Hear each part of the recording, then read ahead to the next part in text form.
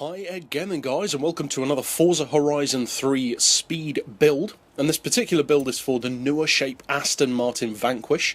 Pretty great looking car. Initially, funnily enough, I didn't really like this because I didn't think that Aston Martin had showed enough creativity with the design. To me it just looked too similar to the DBS.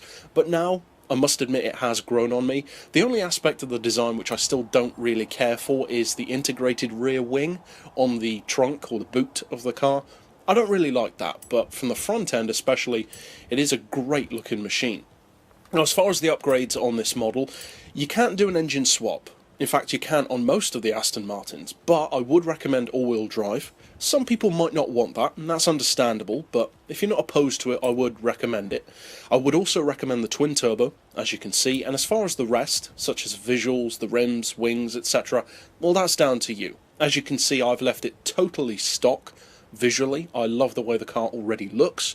I would not recommend either the front or rear wing for any top-end build. Of course it's great for handling, but not for straight line performance.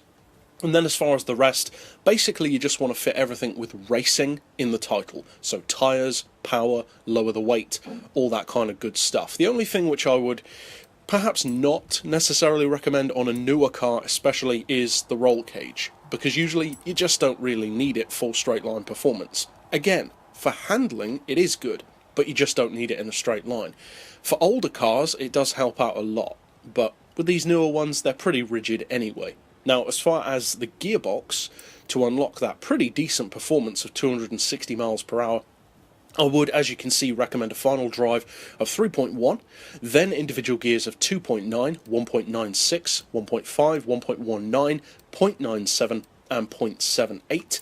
Then as far as alignment, of course, if you've been on the channel before, you know the drill. Neutral, camber and tow, unless you specifically want to have some, then of course you could change it. The lowest caster angle, that's the way I personally like it, but again, you could change it if you want to.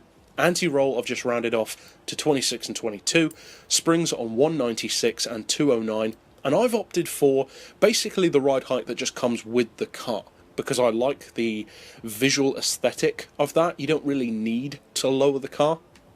You could see some improvements, but it's not that important for straight line performance. For some cars it is, for this one not so much.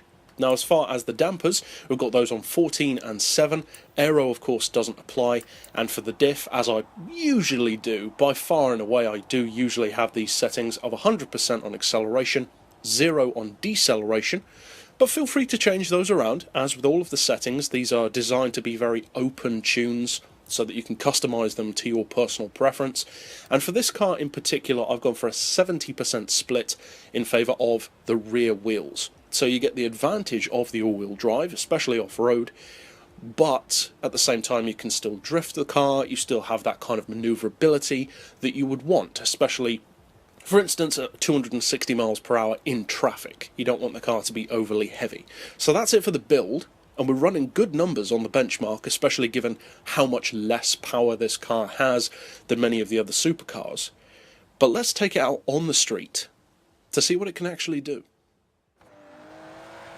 Overall, I would describe the Vanquish as being another one of those kind of boutique vehicles on Horizon. It's not a car which people pick out to win every race that they enter or to dominate any particular aspect of the game. It's more a car for people who are specifically fans of it. And I would say I'm probably in that category. I like the Vanquish, it's a nice car to drive, but it's by no means the quickest in its particular class or in any particular category. But this tune is for those who want to have that kind of performance from a car that they love. But whether you choose to get this tune from my storefront using the keywords down below or some variation of this tutorial, either way I hope you have a lot of fun with it. And of course you can check out plenty more tunes like this in the playlist at the end of this video, and of course sub down below to see new ones as soon as they're released. But for now, as always, thanks for watching.